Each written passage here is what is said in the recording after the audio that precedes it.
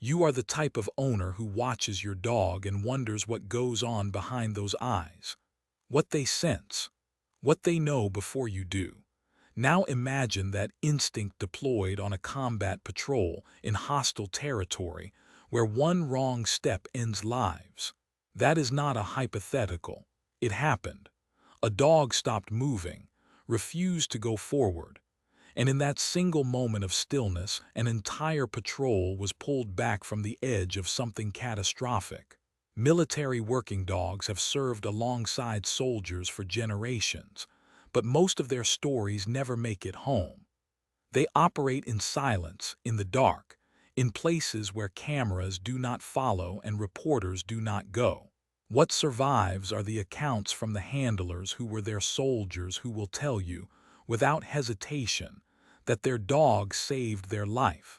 This is one of those stories. It's about a patrol that should have walked into an ambush, and the dog who refused to let that happen. The mission began before sunrise.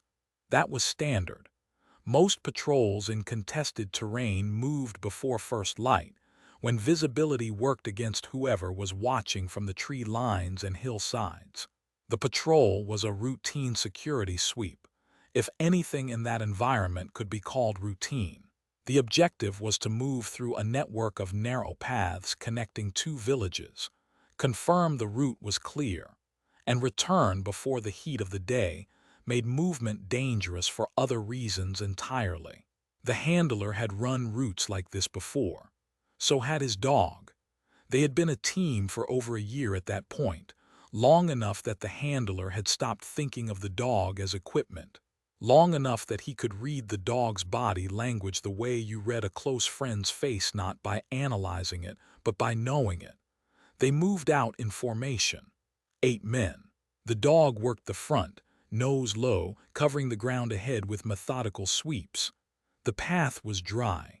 The air smelled of dust, and something faintly chemical that the handler had learned to notice over months of deployment, the smell of places where things had been buried and disturbed. For the first 20 minutes, nothing unusual happened. The dog worked steadily. The patrol moved. The radio stayed quiet. There was that specific kind of silence that experienced soldiers recognize, not peaceful silence, but held silence, the kind that makes the back of your neck tighten without knowing why. Then, at a bend in the path where the ground dipped slightly and scrub brush crowded both sides of the trail, the dog stopped. Not slowed down, not hesitated, stopped completely. The handler gave a quiet signal and the patrol froze behind him. He watched the dog. The dog did not alert in the way he had been trained to alert for a buried device. That was a different behavior. Nose down, intense focus on a fixed point. This was something else. The dog stood rigid, head lifted, ears forward, staring into the brush line to the left of the path. Not moving, not making a sound. The handler had seen this before. Not often, but he had seen it. He raised a closed fist. The patrol stopped breathing. For approximately 15 seconds, nothing moved. The dog held his position like a stone, staring into whatever was in that brush that the human eyes around him could not yet see or understand. His nose worked in short, rapid pulls. His weight shifted almost imperceptibly onto his back legs, not a retreat, but a readiness. The handler made a decision in that moment that required trusting something he could not verify, could not explain to anyone above him in a formal report, and could not put into logical language. He trusted the dog.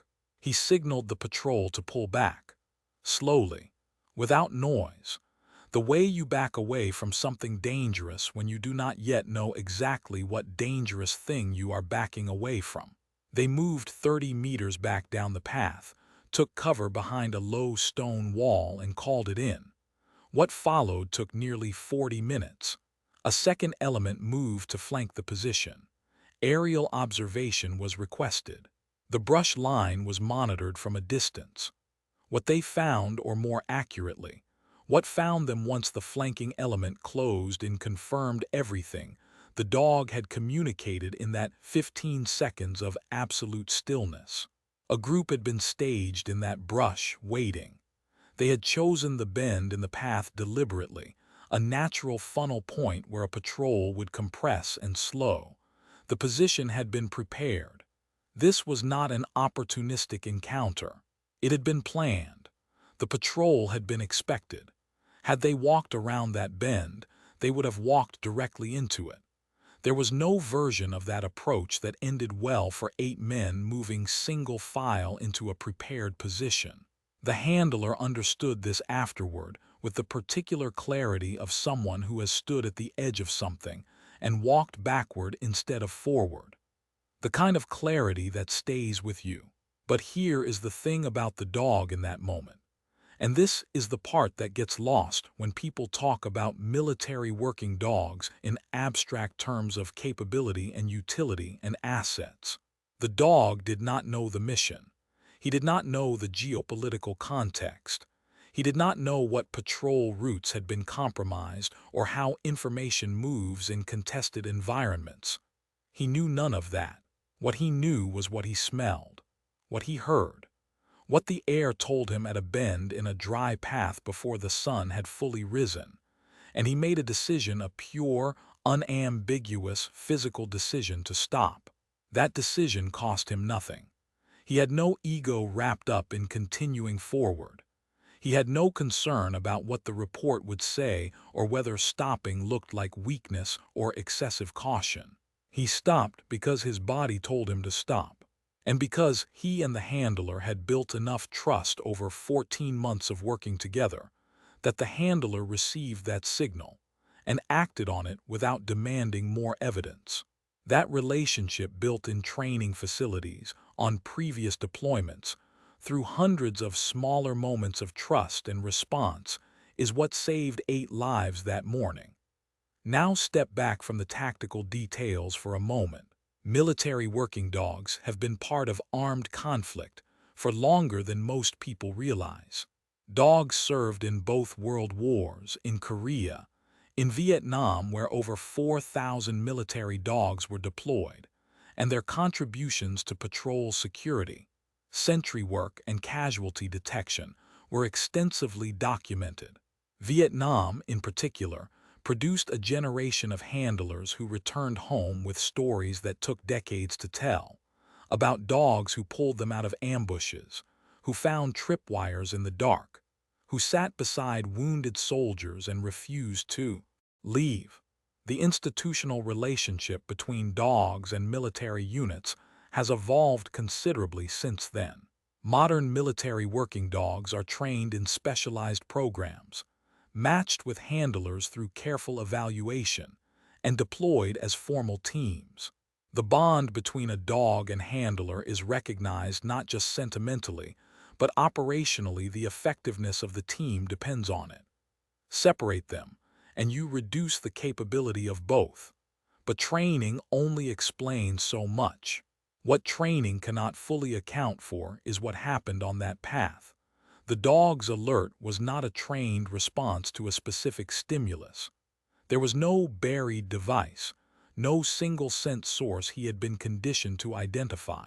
What he detected was a convergence human presence, movement stillness, directional wind, the compressed biological information of multiple people who had been in one position for an extended time. He processed all of it simultaneously, instantaneously, and his body responded before any conscious assessment could have occurred. Researchers who study canine olfaction have described dogs as perceiving the world primarily through smell, the way humans perceive it primarily through sight. Where a human looks at a scene and sees shapes and colors and movement, a dog smells layered time: who was here, how long ago, how many, which direction they moved, what emotional state they were in. Fear has a distinct chemical signature. Prolonged stillness leaves a concentrated scent pool. A group of people waiting in one position for an extended time creates an olfactory footprint that is, to a trained dog, as visible as a flare. The dog on that path did not see the ambush. He smelled its history. He smelled the time those men had spent waiting, and he stopped, back to the handler, because his role in this story is not secondary. Handlers in military working dog programs undergo extensive training, but the most important thing they develop is harder to teach than any technical skill. It is the ability to read their dog accurately under pressure, under fire, under fatigue, in environments that are disorienting and loud and frightening. The handler must be able to distinguish between a trained alert, a distraction response, an environmental reaction, and something that has no formal category, the signal this handler received at that bend in the path. That distinction requires intimacy. It requires knowing your dog the way you know your own hands. And it requires the professional courage to act on ambiguous information when the cost of being wrong in one direction is a patrol walking into a kill zone. The handler was not certain that morning. Certainty is not available in those moments. What he had was his read of his dog, his 14 months of accumulated experience with this specific animal, and the discipline to trust that over his own desire to keep moving and complete the mission. That discipline, the willingness to stop when your dog says stop, is its own form of training. And it is arguably the most important thing a handler can develop. There is a version of this story that ends differently.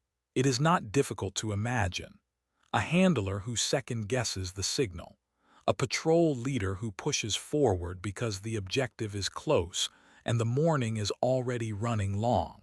8 men who walk around that bend because stopping felt like it needed more justification than a dog going rigid on a dry path.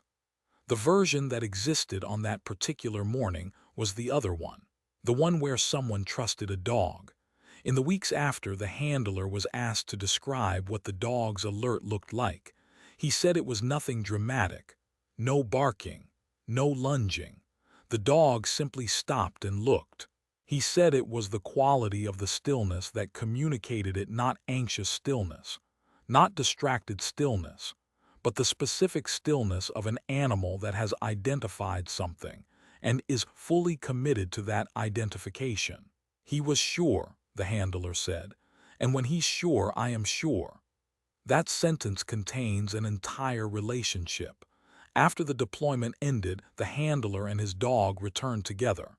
That outcome was not guaranteed. Military working dogs have historically faced complicated fates at the end of deployments, a history that advocacy groups worked for years to change.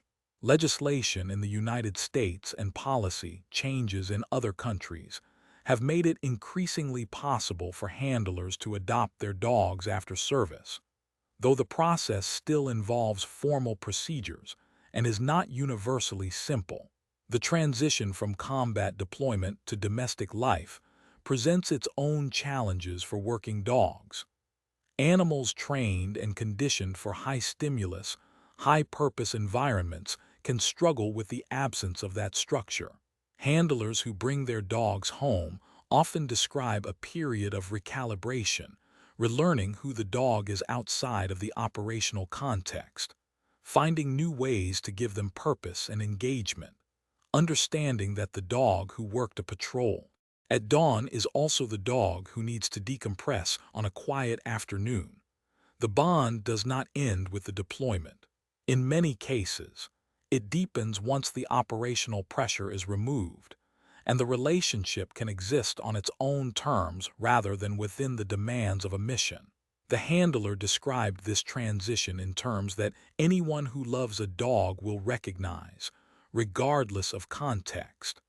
The dog sleeping in the same room, the dog knowing the sound of the handler's vehicle before it turned onto the street, the dog carrying a toy to the door as a greeting, a behavior so domestic, so entirely removed from anything that had happened on that path before sunrise, that the handler said it made him laugh the first time he saw it. The same dog, the same nose, the same instinct, Differently directed now, in a different world, but fundamentally the same animal who stopped at a bend in a path and refused to move forward.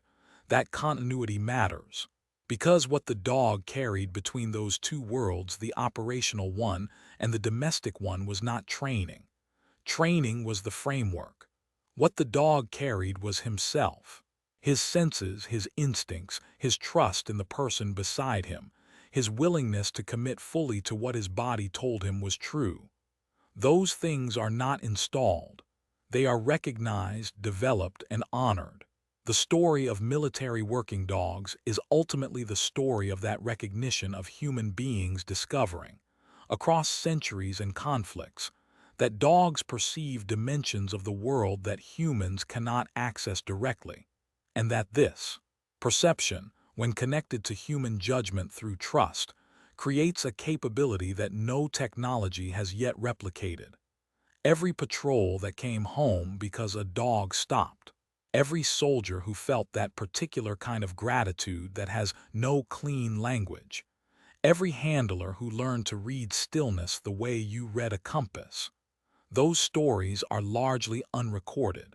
They happened in places without witnesses other than the people involved. They exist in the memories of handlers who remember exactly what the morning air smelled like and exactly where they were standing when their dog stopped and looked. What we know is this: the dog on that path was doing exactly what dogs have always done. He was paying attention in the only way he knew how, completely, without reservation, with every sense he possessed directed at the world in front of him. And because one person was paying attention to the dog, the path that could have been the last one instead became just another morning. The bend in the path is still there, presumably. The brush has grown back. The events of that particular morning exist now only in reports and in the memory of the men who were there. But the dog came home. And that, in the end, is what makes a story like this worth telling: not just the tactics, not just the remarkable biology of canine detection, not just the protocols of military working dog programs. It is the fact that a living creature, asked to walk into danger repeatedly, did so with total commitment, communicated something vital at a critical moment, and then came home to sleep in a quiet room and carry a toy to a door. The warning on that path was not given in words. It was given in the oldest language between dogs and humans: presence, attention, trust, and the decision to stop when stopping is what needs to happen. 8 people received that message. All 8 came home. If this story stayed with you, share it with someone who loves dogs. Subscribe if you want more stories about animals who showed up in extraordinary ways when it mattered most. These stories deserve to be heard because somewhere behind the training and the tactics, it is always about the bond. Some dogs become more than companions. They become legends. Subscribe now for more unbelievable true dog stories and explore the trusted gear and books we've linked below inspired by today's video.